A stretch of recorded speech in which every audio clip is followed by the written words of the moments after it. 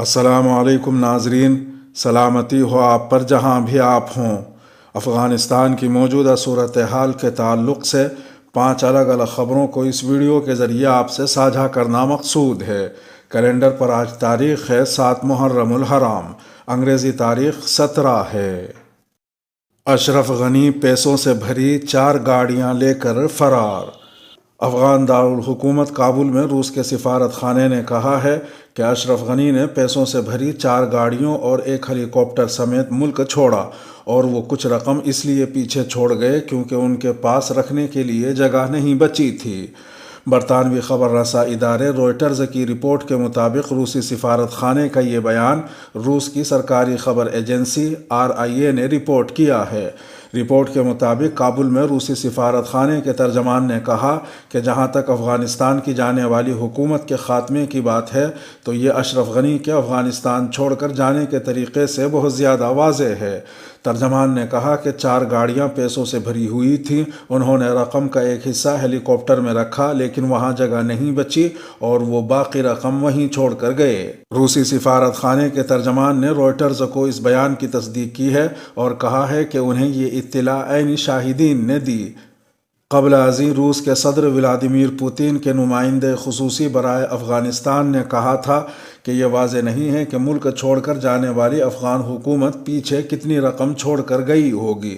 انہوں نے ماسکو کے ایک ریڈیو اسٹیشن کو بتایا کہ مجھے امید ہے کہ افغان حکومت ریاستی بجٹ کا سارا پیسہ لے کر نہیں گئی ہوگی، اگر کچھ چھوڑ گئے ہوں گے تو وہ بجٹ کی بنیاد بنے گا۔ رہے کہ تاجکستان کی وزارت خارجہ نے کل کہا تھا کہ افغانستان سے بھاگنے والے اشرف غنی کا طیارہ تاجکستان نہیں آیا ہے۔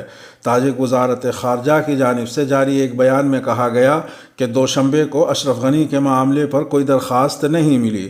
وزارت خارجہ نے مزید بتایا کہ اشرف غنی کا طیارہ نہ تاجک فضائی حدود میں آیا نہ تاجکستان میں اترا ہے۔ دوحہ میں مذاکرات کا آپشن ختم۔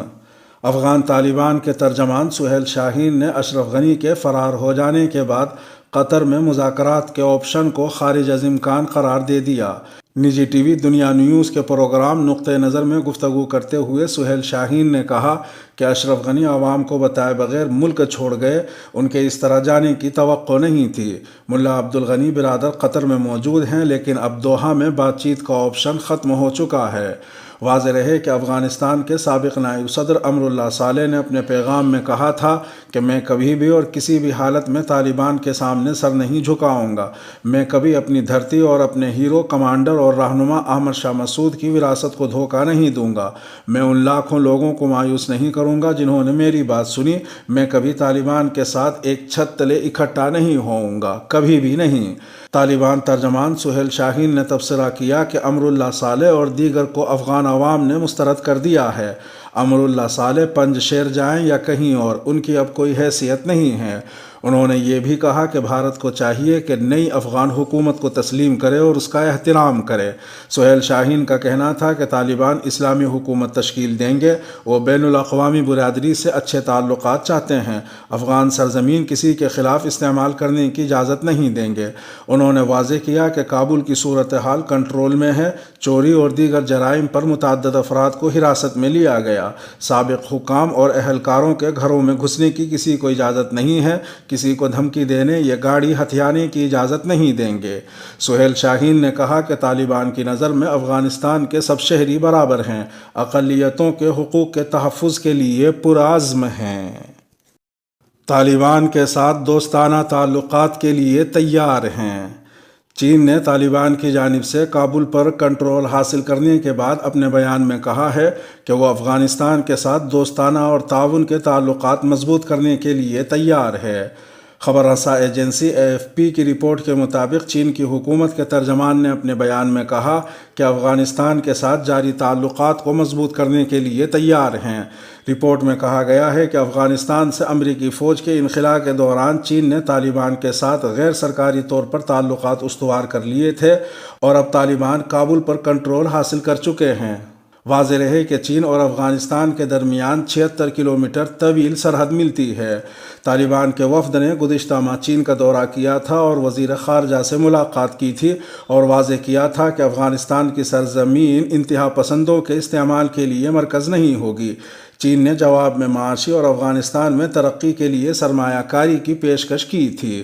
چین نے طالبان کے کابل کا کنٹرول حاصل کرنے کے بعد کل اپنے بیان میں کہا کہ ہم افغانستان کے ساتھ تعلقات مضبوط کرنے کے موقع کا خیر مقدم کرتے ہیں۔ چین کی وزارت خارجہ کے ترجمان نے صحافیوں سے کہا کہ طالبان مسلسل اپنی امیدوں کا اظہار کرتے رہے ہیں کہ چین کے ساتھ اچھے تعلقات قائم ہوں اور وہ افغانستان میں بحالی اور ترقی میں چین کی شراکت داری کے خواہاں ہیں۔ انہوں نے کہا کہ ہم اس کا خیر مقدم کرتے ہیں۔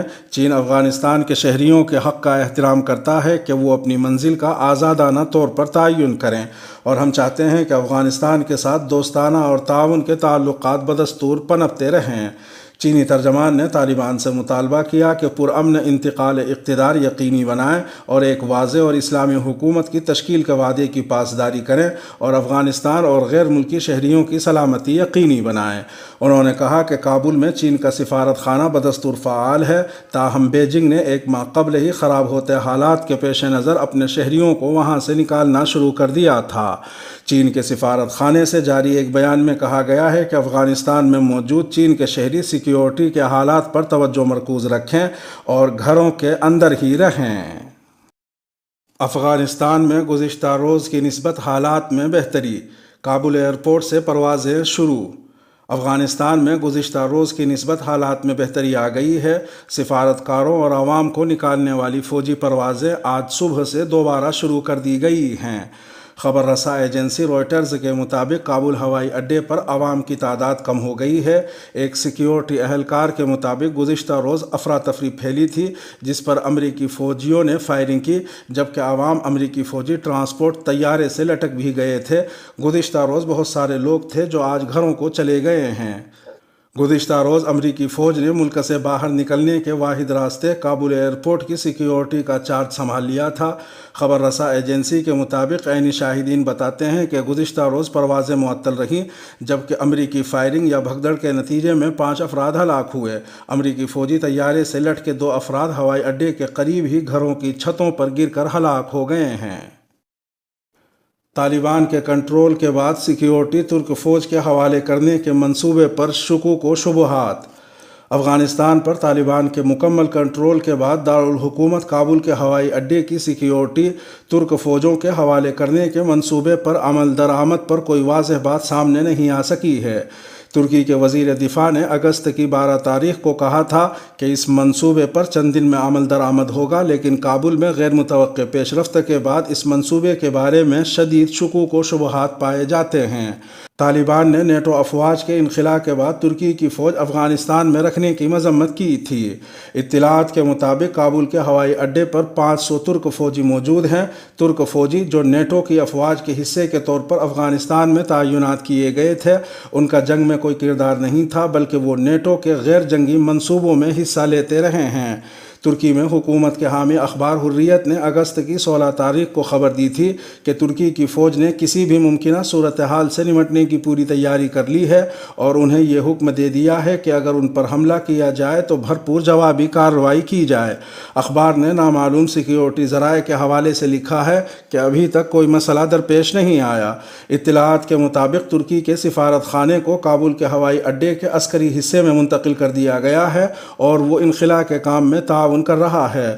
ترکی میں افغانستان کے سفیر امین محمد رامین نے 13 اگست کو کہا تھا کہ ترکی کی فوج ہوائی اڈے کی اندرونی سیکیورٹی کی ذمہ داریاں ادا کرے گی، جبکہ افغان فورسز ہوائی اڈے کے باہر سیکیورٹی فراہم کریں گے۔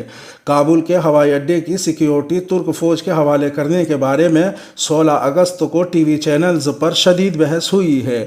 ایک نجی ٹی وی چینل NTV سے بات کرتے ہوئے بین الاقوامی امور کے ماہر محمد قاسم خان نے سوال کیا کہ کیا ترکی کی فوج افغانستان میں رہے گی جبکہ تمام ملکوں کی افواج افغانستان سے نکل رہی ہیں؟ انہوں نے کہا کہ ہو سکتا ہے کہ ایسا ہی ہو، لیکن ان کے خیال میں یہ درست نہیں ہوگا۔ اس کے ساتھ ہی ویڈیو کا اختتام ہوا۔ اپنے میزبان راہی حجازی کو دیجیے اجازت۔ سلامتی ہو آپ پر جہاں بھی آپ ہوں۔